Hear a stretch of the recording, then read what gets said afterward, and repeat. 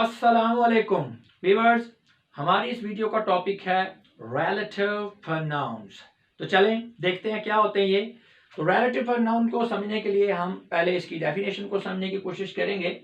The pronoun which refers or relates to some noun or pronoun already mentioned and serves the purpose of both a pronoun and a conjunction is called as relative pronoun।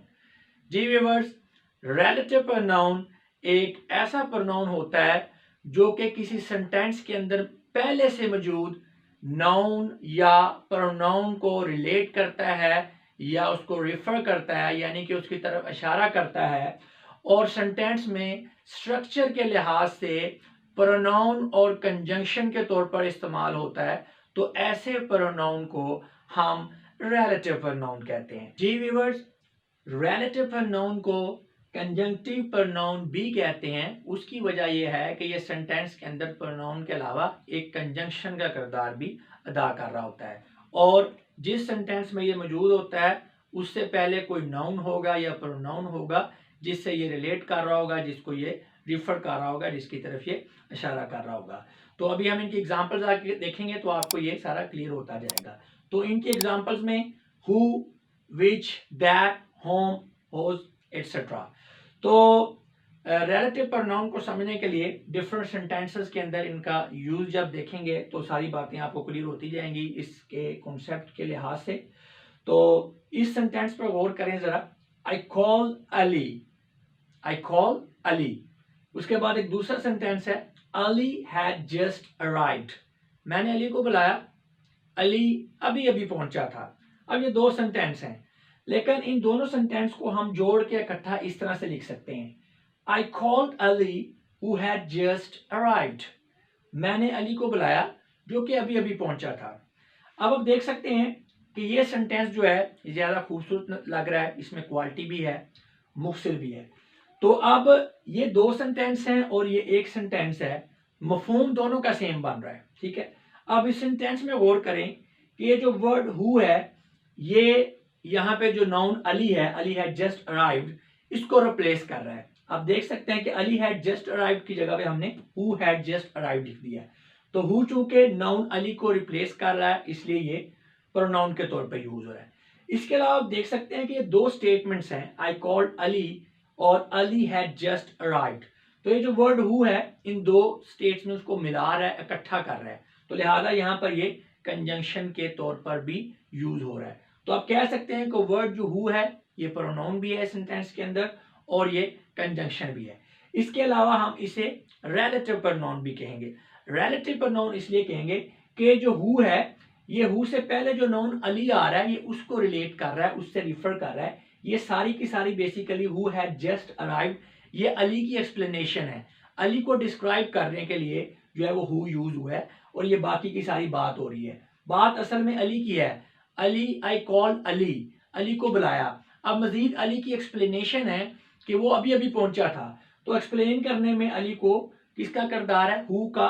Who जो है ये अली को relate कर रहा है, अली को refer कर रहा है, इसलिए ये रिलेटिव प्रोनाउन भी कहलाता है। क्योंकि रिलेटिव प्रोनाउन की डेफिनेशन में हम ये देख चुके हैं कि ऐसा प्रोनाउन जो सेंटेंस में प्रोनाउन भी हो, कंजंक्शन भी हो, और पहले से मौजूद किसी नाउन या प्रोनाउन को रिलेट करे या रिफर करे, उसे रिलेटिव प्रोनाउन कहते हैं। तो लिहाजा ये जो हमारा वर्ड हु है इस रिलेटिव प्रोनाउन की डेफिनेशन पर पूरा उतर रहा है। इसी तरह मजीद दो एग्जांपल्स देखते हैं। Here is the bike, you lent me the bike। ये लीजिए बाइक है, आपने मुझे बाइक जो है वो उधार दी। अब इस सेंटेंस को हम इकट्ठा इस तरह से लिख सकते हैं, Here is the bike that you lent me। अब देख सकते हैं कि यहाँ पे जो वर्ड that है ये बाइक को रिप्लेस कर रहा है, ठीक है, बाइक की जगह पे यूज हुआ है, ठीक है ना। You lent me the bike, यानी बाइक जो है वो लेंट की गई है। तो यहाँ पे that you lent me, तो यहाँ पे that जो है ये बाइक को रिप्लेस कर रहा है, नाउन को रिप्लेस कर रहा है, इसलिए ये प्रोनाउन है। इसके अलावा ये कंजंक्शन भी है क्योंकि ये दो स्टेटमेंट्स को मिला रहा है। और ये जो दैट यू लेंट मी, ये बाइक को रिलेट कर रहा है, यानी बाइक को एक्सप्लेन कर रहा है, बाइक की एक्सप्लेनेशन है, जो रिफर बैक कर रहा है, रिलेट कर रहा है बाइक को, इसलिए ये रिलेटिव प्रोनाउन भी है। नेक्स्ट जो एग्जांपल देखें, I have found the book, मैंने किताब तलाश कर ली है, पा ली है। आई लॉस्ट द बुक, मैंने किताब खो दी थी। अब ये दो सेंटेंसेस हैं, इनको एक सेंटेंस की फॉर्म में हम इस तरह से लिखेंगे, I have found the book which I lost, मैंने वो किताब पा ली है जिसे मैंने खो दिया था। अब दोनों ये दो सेंटेंस जो हैं ये भी यही मफहूम दे रहे हैं और ये एक सेंटेंस भी यही मफहूम दे रहा है, लेकिन ये ज़्यादा खूबसूरत है, इसमें ज़्यादा क्वालिटी है उन दो की निस्बत, और ये ज़्यादा बेहतर तरीके से एक्सप्लेन कर रहा है बात को। अब यहाँ पे देख सकते हैं कि जो वर्ड विच है ये बुक को रिप्लेस कर रहा है, नाउन बुक को रिप्लेस कर रहा है, इसलिए ये प्रोनाउन है, और ये दो स्टेटमेंट्स को मिला रहा है, इसलिए ये कंजंक्शन भी है। और तीसरी बात ये है, चूंकि ये नाउन को रिफर कर रहा है, नाउन कौन सा है, बुक, इस बुक को रेफर कर रहा है, बुक को एक्सप्लेन किया जा रहा है। एक्चुअल में ये बाकी के सेंटेंस में बुक की डिस्क्रिप्शन है कि इसे खो दिया गया था, तो इसमें इसका मतलब है ये जो पूरा एंड पे विच आई लॉस्ट, ये पूरी जो एक्सप्लेनेशन है इसको बुक से रिलेट कर रहा है, रिफर कर रहा है, कौन सा वर्ड विच, तो लिहाजा ये रिलेटिव प्रोनाउन भी है। तो बस साबित हुआ there is a double work of the word who, which and that, ये जो आपके रिलेटिव प्रोनाउन है विच, हु एंड दैट, ये डबल रोल अदा करते हैं सेंटेंस के अंदर, work of pronoun and work of conjunction. And antecedent plus pronoun relationship is equal to relative pronoun, यानी कि आपका जो रिलेटिव प्रोनाउन है ये जो आपका प्रोनाउन है उसको रिलेट कर रहा होता है किससे, एंटीसीडेंट से। अब एंटीसीडेंट क्या होता है, एंटीसीडेंट बेसिकली वो वाला नाउन होता है जिसको प्रोनाउन जो है वो एक्सप्लेन कर रहा होता है, जिसकी तरफ जो है प्रोनाउन इशारा कर रहा होता है, यानी प्रोनाउन से पहले जो नाउन आता है जिसकी तरफ प्रोनाउन इशारा कर रहा होता है, जिसको जो है प्रोनाउन रिफर कर रहा होता है, उसे प्रोनाउन का एंटीसीडेंट कहते हैं। तो लिहाजा ये जो रिलेटिव प्रोनाउन होता है ये आपका जो एंटीसीडेंट है उससे रिलेट कर रहा होता है, इसलिए हम उसे रिलेटिव प्रोनाउन कहते हैं। ये तो था इसका इंट्रोडक्शन कि रिलेटिव प्रोनाउन होता क्या है। अब इसके हवाले से थोड़ा सा हम डिटेल में डिस्कस करते हैं, जरा डीपली इसको समझने की कोशिश करते हैं। तो रिलेटिव प्रोनाउन को बेहतर तरीके से समझने के लिए व्यूअर्स हमें ये जानना होगा कि डिपेंडेंट एंड इंडिपेंडेंट क्लॉज क्या होती है। अब सबसे पहले तो फिर ये क्वेश्चन आ जाता है कि क्लॉज क्या होती है। क्लॉज वर्ड्स का एक ऐसा मजमुआ है, कॉम्बिनेशन ऑफ वर्ड्स है जो कि मीनिंगफुल होता है लेकिन वो कंप्लीट मीनिंग नहीं दे रहा होता, उसको कंप्लीट मीनिंग को कन्वे करने के लिए साथ में किसी कुछ और वर्ड्स की या किसी और सेंटेंस के किसी और हिस्से की भी जरूरत होती है। क्लॉज और फ्रेज जो है ये एक बहुत बड़ा टॉपिक है अलग से, तो इसके ऊपर अलहदा से वीडियोस बनाई गई हैं क्लॉज के ऊपर और प्रोनाउन के ऊपर कि ये क्या होते हैं। तो लिहाजा अगर आप इनको डिटेल में अच्छी तरह से समझना चाहते हैं तो आप इनकी जो रेलेवेंट वीडियोस है उनको ही देखें। यहाँ पे बस ये रिलेटिव प्रोनाउन को समझाने के लिए जस्ट मैं आपको डिपेंडेंट एंड इंडिपेंडेंट क्लॉज को समझाना चाह रहा हूँ कि ये क्या होते हैं। अब क्लॉज जो है, फर्ज करें एक सेंटेंस है उसके अंदर दो क्लॉज हैं। अब दो क्लॉजेस के अंदर एक क्लॉज जो है वो दूसरी क्लॉज को एक्सप्लेन कर रही है, तो जो क्लॉज दूसरी क्लॉज को एक्सप्लेन कर रही है उसे हम डिपेंडेंट क्लॉज कहेंगे, और वो वाली क्लॉज जो है जिसे एक्सप्लेन किया जा रहा है उसे हम इंडिपेंडेंट क्लॉज कहेंगे। या दूसरे लफ्जों में आप कह सकते हैं कि जो सेंटेंस के अंदर जो इंडिपेंडेंट क्लॉज होती है उसे अपना जो है मीनिंगफुल होने के लिए साथ में दूसरी क्लॉज की जरूरत नहीं होती, यानी वो अकेली ही जो है किसी हद तक मीनिंगफुल होती है। लेकिन जो डिपेंडेंट क्लॉज होती है वो अकेली अगर है तो उसका कोई मफहूम कोई मानी नहीं बन रहा होता, उसे अपने मीनिंग को अपने मफहूम को क्लियर करने के लिए साथ में डिपेंडेंट क्लॉज की जरूरत होगी। तो अभी ये सेंटेंस देखेंगे तो आपको समझ आ जाएगी कि डिपेंडेंट क्लॉज क्या होती है और इंडिपेंडेंट क्लॉज क्या होती है।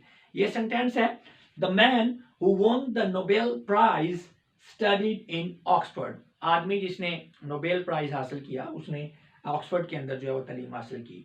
तो अब इस सेंटेंस के अंदर दो क्लासेस हैं, एक ये है जो ग्रीन कलर में लिखी हुई है who won the Nobel prize, और जो दूसरी रेड वाली है the man studied in Oxford.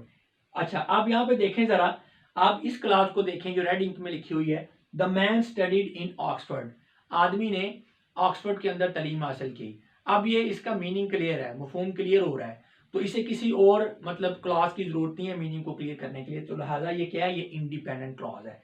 अब अगर आप ये ग्रीन कलर में लिखी हुई क्लॉज को देखें, who won the Nobel prize, जिसने नोबेल प्राइज हासिल किया। किसने हासिल किया, कोई पता नहीं है, यानी कोई मफहूम क्लियर नहीं हो रहा है। इसका मतलब है इसका मफहूम जो है, इसके मीनिंग नामुकम्मल है। मुकम्मल मफहूम देने के लिए इसे एक और क्लॉज की जरूरत है, तो लिहाजा ये क्या है, डिपेंडेंट क्लॉज, यानी ऐसी क्लॉज जिसे अपना मफहूम क्लियर करने के लिए एक और क्लॉज की जरूरत होती है, उसे हम कहते हैं डिपेंडेंट क्लॉज, यानी कि इन्हसार करने वाली, यानी ये अपने मीनिंग को क्लियर करने के लिए किसी और क्लॉज के ऊपर जो है वह डिपेंड करेगी, इन्हसार करेगी, इसीलिए इसे डिपेंडेंट क्लॉज कहते हैं। तो इंडिपेंडेंट क्लॉज जो है ये अकेली होती है, ये इंडिपेंडेंट होती है, आज़ाद होती है, ये अकेले यानी कि मीनिंग को, मफहूम को क्लियर कर सकती है।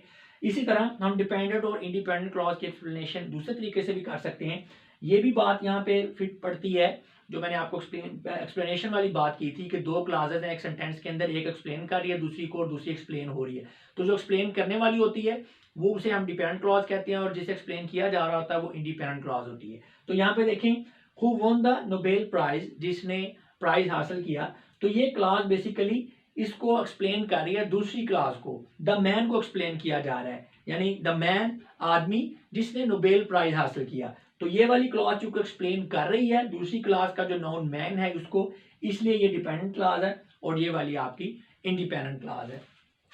Relative pronouns act as a conjunction and relate groups of words to nouns or pronoun। जी, ये भी आपको समझ आ जाएगी कि मैंने क्यों ये आपको बताया कि डिपेंडेंट एंड इंडिपेंडेंट क्लॉज जो है वो समझना जरूरी है हमें रिलेटिव प्रोनाउन को समझने के लिए। देखें, रिलेटिव प्रोनाउन जो है ये कंजंक्शन के तौर पे रोल प्ले करता है, ये हमने समझ लिया है। And relate group of words to noun और प्रोनाउंस, और ये दूसरा काम क्या करता है कि ये ग्रुप ऑफ वर्ड्स को नाउन से या प्रोनाउन से रिलेट करता है।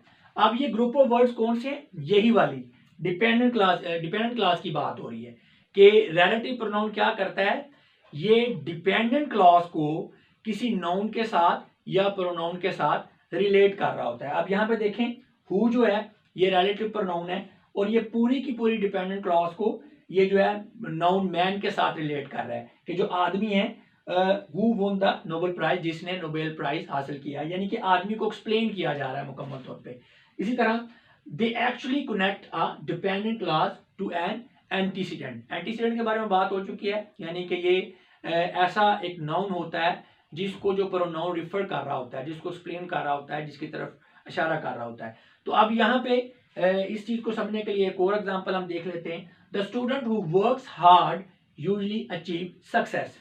तालिब इल्म जो सख्त मेहनत करता है वो आमतौर पर कामयाबी को पा लेता है। अब यहाँ पे भी ये ग्रीन कलर में आपकी डिपेंडेंट क्लॉज है, और रेड कलर में the student usually achieve success, ये आपकी इंडिपेंडेंट क्लॉज है। और ये जो अभी दो सेंटेंसेस लिखे हैं कि जो आपका रिलेटिव प्रोनाउन होता है ये कंजंक्शन का रोल अदा कर रहा होता है, और ये ग्रुप ऑफ वर्ड्स को नाउन और प्रोनाउन से रिलेट कर रहा होता है, और ये एक्चुअल में डिपेंडेंट क्लॉज को एंटीसीडेंट के साथ रिलेट कर रहा होता है। अब डिपेंडेंट क्लॉज कौन सी है, हु वर्क्स हार्ड। तो अब ये हु क्या कर रहा है, ये एक कंजंक्शन का किरदार अदा कर रहा है, और ये जो डिपेंडेंट क्लॉज है उसको एंटीसीडेंट स्टूडेंट के साथ रिलेट कर रहा है, उसके साथ अटैच कर रहा है। अब the student usually achieve success, बात क्लियर होती है कि स्टूडेंट जो है ये अमूमन कामयाबी हासिल कर लेता है, लेकिन ये साथ में जो हु वर्क्स हार्ड आ गया है, तो ये अब इस एंटीसीडेंट को स्टूडेंट को एक्सप्लेन कर रहा है। तो इसको एक्सप्लेन करने के लिए ये जो हु है, ये जो कंजंक्शन का किरदार अदा कर रहा है, ये क्या कर रहा है, ये जो आपकी डिपेंडेंट क्लॉज है हु वर्क्स हार्ड, इसको रिलेट कर रहा है एंटीसीडेंट के साथ। तो लिहाजा हु क्या है, ये हमारा रिलेटिव प्रोनाउन है। नेक्स्ट अहम पॉइंट क्या है, relative pronoun acts as the subject और object of the dependent clause. हाँ जी, ये बड़ी समझने वाली बात है कि जो आपका रिलेटिव प्रोनाउन है वो जरूरी नहीं है कि वो जो आपकी डिपेंडेंट क्लॉज है उसमें सब्जेक्ट के तौर पर यूज हो, ये सब्जेक्ट और ऑब्जेक्ट दोनों के तौर पर यूज हो सकता है। यानी कि जो आपका रिलेटिव प्रोनाउन है डिपेंडेंट क्लॉज के अंदर वो सब्जेक्ट के तौर पर भी यूज हो सकता है और ऑब्जेक्ट के तौर पर भी यूज हो सकता है। अभी हम इनकी एग्जांपल्स देखेंगे तो क्लियर हो जाएगा ये पॉइंट आपको। तो देखते हैं जी, पहले एग्जांपल है the man who won the Nobel prize studied in Oxford, वही हमारी पहले वाली एग्जांपल है। अब यहाँ पे देखें who won the Nobel prize, ये हमारी क्या है, ये डिपेंडेंट क्लॉज है। अब यहाँ पे हु क्या है, ये इस डिपेंडेंट क्लॉज के अंदर सब्जेक्ट का रोल अदा कर रहा है, यानी प्राइज जीता, किसने जीता, हु ने जीता। तो ये वर्ब वन का जो है आपका सब्जेक्ट भी हु ही है, या दूसरे लफ्जों में आप कह सकते हैं कि ये जो आपकी डिपेंडेंट क्लॉज है इसका सब्जेक्ट हु है। तो हु यहाँ पर डिपेंडेंट क्लॉज के सब्जेक्ट के तौर पर यूज हो रहा है, ये मैंने लिख भी दिया, relative pronoun as a subject of the dependent clause. Next sentence देखें, the bike that I borrowed from you is fuel efficient. जी, जो मैंने आपसे बाइक जो है वो बारो की है वो बड़ी फ्यूल एफिशिएंट है। अब यहाँ पे हमारी डिपेंडेंट क्लॉज कौन सी है, that I borrowed from you, जो ग्रीन कलर में लिखी हुई है। अब यहाँ पे देखें इस ये जो आपकी डिपेंडेंट क्लॉज है इसमें सब्जेक्ट कौन सा है, इसमें सब्जेक्ट आई है। आई borrowed फ्रॉम यू, मैंने आपसे उधार ली, तो सब्जेक्ट का काम कौन कर रहा है, आई कर रहा है। इसका मतलब है दैट जो है फिर सब्जेक्ट नहीं है, तो दैट क्या है, ये ऑब्जेक्ट है, क्योंकि आई borrowed फ्रॉम यू, मैंने आपसे उधार ली, क्या, बाइक। तो उधार लेने का फंक्शन किस पे हो रहा है, बाइक पे हो रहा है, तो इसका मतलब है बाइक ऑब्जेक्ट है, और बाइक को फिर यहाँ पे रिफर कौन सा प्रोनाउन कर रहा है, दैट कर रहा है। तो इसलिए ये जो आपकी डिपेंडेंट क्लॉज है उसमें यहाँ पे अब आपका रिलेटिव प्रोनाउन जो है ये ऑब्जेक्ट के तौर पे यूज हो रहा है। बात स्टूडेंट कंफ्यूज हो जाते हैं इसकी पोजीशन देख के कि ये पहले यूज हो रहा है, तो इसका मतलब ये है कि ये सब्जेक्ट वर्ब और ऑब्जेक्ट वाली जो स्ट्रक्चर है उसके लिहाज से ये सब्जेक्ट है। ऐसा नहीं होता, आपने सेंटेंस की सेंस को समझना होता है। यहाँ पे जो सब्जेक्ट है वो आई है, आई जो है वो काम कर रहा है, एक्शन जो है वो आई परफॉर्म कर रहा है। आई ने क्या एक्शन परफॉर्म किया, बारो करने का, किस पे हुआ है, दैट पे। दैट किसको एक्सप्लेन रेफर कर रहा है, बाइक को कर रहा है। तो इसका मतलब है डिपेंडेंट क्लॉज में ये जो आपका रिलेटिव प्रोनाउन दैट है ये ऑब्जेक्ट के तौर पे यूज हुआ है। तो इन दोनों एग्जांपल से ये बात क्लियर हो जाती है कि डिपेंडेंट क्लॉज के अंदर जो आपका रिलेटिव प्रोनाउन है ये सब्जेक्ट के तौर पे भी यूज हो सकता है और ऑब्जेक्ट के तौर पर भी यूज हो सकता है। तो वीवर्स, इस सारे लेक्चर को अगर हम सम अप करें तो वो इस तरह से होगा, अ relative pronoun is a pronoun that denotes a relative clause. हाँ जी, अब ये एक नई बात आ गई है, रिलेटिव क्लॉज। ये क्लॉज और फ्रेज का जो टॉपिक है उसके अंदर ये सारी क्लॉजेज और सारे फ्रेजेस को मैंने बड़ी डिटेल में एक्सप्लेन किया है। आप इनको मुकम्मल तौर पर समझने के लिए इनकी रेलेवेंट वीडियोस को देखें। यहाँ पे सिर्फ मैं आपको इतना बताऊंगा कि जब डिपेंडेंट क्लॉज जो है वो रिलेट हो रही हो किसी एंटीसीडेंट की तरफ, यानी किसी वो नाउन को या प्रोनाउन को डिस्क्राइब कर रही है, एक्सप्लेन कर रही है, रिलेट कर रही है, तो फिर हम उस डिपेंडेंट क्लॉज को हम रिलेटिव क्लॉज भी कहते हैं। तो यहाँ पे ये जो ग्रीन वर्ड्स के अंदर जितने भी एग्जांपल्स में ग्रीन वर्ड्स के अंदर ये जो क्लॉजेस दी गई हैं, यानी कि जो आपको डिपेंडेंट क्लॉज समझाई गई हैं, ये रिलेटिव क्लॉजेस भी हैं, क्योंकि ये किसी पहले जो सेंटेंस के अंदर पहले से मौजूद किसी एंटीसीडेंट को रिलेट कर रहे हैं। तो a relative pronoun is a pronoun that denotes a relative clause। जी, तो relative pronoun एक ऐसा प्रोनाउन होता है जो कि किसी relative clause को जाहिर कर रहा होता है। functions grammatically within the relative clause। जी, जो आपका relative प्रोनाउन है वो relative clause को जाहिर कर रहा होगा और relative clause के अंदर वो ग्रामेटिकली फंक्शन कर रहा होगा। अब ग्रामेटिकली फंक्शन ये भी हमने समझा है कि सब्जेक्ट के तौर पे यूज हो रहा होगा या वो ऑब्जेक्ट के तौर पे यूज हो रहा होगा। एंड इज को referential to the word modified by the relative clause. जी, तो ये रेफर कर रहा होता है उस वर्ड को जिसे के रिलेटिव क्लॉज जो है ये मॉडिफाई कर रही होती है। यहाँ पे किसी भी सेंटेंस को आप देखें तो ये बात बड़ी क्लियरली आपको समझ आ जाएगी कि रिलेटिव क्लॉज जो है वो एक्चुअल में पहले से मौजूद किसी वर्ड को, जिसे कि हम एंटीसीडेंट कहते हैं, उस वर्ड को एक्सप्लेन कर रही होती है, उसको वर्ड को मॉडिफाई कर रही होती है। जैसे कि स्टूडेंट हु वर्क्स हार्ड, अब who works hard basically student को एक्सप्लेन कर रहा है, उसको मॉडिफाई कर रहा है, तो ये क्लास जो है क्योंकि इसको मॉडिफाई कर रही है, इसलिए ये जो आपका रिलेटिव प्रोनाउन है ये क्लास को रिफर कर रहा होता है किसके साथ, जो पहले से मौजूद वर्ड होता है, नाउन होता है, या जिसे हम एंटीसीडेंट कहते हैं। तो इस बात का ये मतलब बन रहा है एंड इज को referential to the word modified by the relative clause, यानी कि जो आपका रिलेटिव प्रोनाउन है ऐसे नाउन को या ऐसे वर्ड को ये रिफर कर रहा होता है जिसे कि आपकी रिलेटिव क्लॉज जो है एक्सप्लेन कर रही होती है, मॉडिफाई कर रही होती है, या दूसरे लफ्जों में आप ये भी कह सकते हैं कि क्वालिफाई कर रही होती है। तो व्यूअर्स, ये तो था रिलेटिव प्रोनाउन का एक मुख्तसर सा इंट्रोडक्शन। आखिर में इस हवाले से मैं आप लोगों को एक अहम बात बताना चाहता हूँ। देखिए, रिलेटिव प्रोनाउन जो है ये एक बहुत बड़ा टॉपिक है और पर्सनल प्रोनाउन के बाद ये second most important and second largest जो है ये पोर्शन है प्रोनाउंस का। तो रिलेटिव प्रोनाउन जो है ये कॉम्प्रीहेंसिव बड़ा डिटेल्ड टॉपिक है, तो एक ही वीडियो में इसको कवर भी नहीं किया जा सकता। जैसे कि पर्सनल प्रोनाउन में मैंने आपको बताया था कि उसको भी एक वीडियो में हम कवर नहीं कर सकते, लिहाजा रिलेटिव प्रोनाउन को भी आप लोगों को ठीक तरीके से स्टेप बाय स्टेप जो है समझाने के लिए मैंने इसे डिफरेंट पार्ट्स के अंदर, डिफरेंट वीडियोस के अंदर ऑर्गेनाइज किया है। ये पहला पार्ट है, इसके अंदर जस्ट आपको इंट्रोडक्शन दिया है कि रिलेटिव प्रोनाउन होता क्या है। उसके बाद जो नेक्स्ट पार्ट्स हैं उसमें हम देखेंगे कि रिलेटिव प्रोनाउन की फॉर्म्स कौन सी होती हैं, इसको यूज कैसे किया जाता है। अब अगर यूज की बात करें तो जितने भी रिलेटिव प्रोनाउंस है, which, who, that, home, whose वगैरह, तो एक एक पार्ट के ऊपर यानी एक एक रिलेटिव जो प्रोनाउन है उसके यूज के ऊपर सेपरेट वीडियो बनानी पड़ी है, क्योंकि ये इसका जो यूज है ना, इसमें बहुत सी गलतियां करते हैं स्टूडेंट्स, बहुत सारी इसमें बारीकियां, इंट्रिकेसीज होती हैं, टेक्निकल पॉइंट्स हैं, लिहाजा इनको अच्छे तरीके से आपको एक्सप्लेन करने के लिए एक एक रिलेटिव प्रोनाउन के ऊपर सेपरेट वीडियो जो है वो बनानी पड़ी है। इसके अलावा आखिर में फिर इनकी जो करेक्शन ऑफ एरर्स एक्सरसाइज है वो भी करवाई गई हैं, प्रैक्टिस एक्सरसाइजेज भी सॉल्व करवाई गई हैं, इनको यूज़ करने के जो रूल्स हैं वो भी समझाए गए हैं। तो लिहाजा काफ़ी सारी वीडियोस जो है बनानी पड़ी हैं रिलेटिव प्रोनाउन के टॉपिक के ऊपर। तो इस वीडियो में इसका सिर्फ इंट्रोडक्शन ही था कि ये होता क्या है। अगर आप इस टॉपिक को मुकम्मल तौर पर समझना चाहते हैं, डिटेल के अंदर इसका मुकम्मल एनालिसिस जो है वो देखना चाहते हैं, तो इसके लिए आपको रिलेटिव प्रोनाउन की इन सारी वीडियोस को, इन सारे पार्ट्स को देखना पड़ेगा। और ये जो वीडियो है मैं उम्मीद करता हूँ कि इसको देख लेने के बाद आपका रिलेटिव प्रोनाउन का बेसिक कॉन्सेप्ट के रिलेटिव प्रोनाउन होते क्या हैं ये अच्छी तरह से क्लियर हो चुका होगा। अब मैं आप लोगों से इजाज़त चाहूँगा। आपकी इस बातों का बहुत बहुत शुक्रिया। खुदा हाफिज़।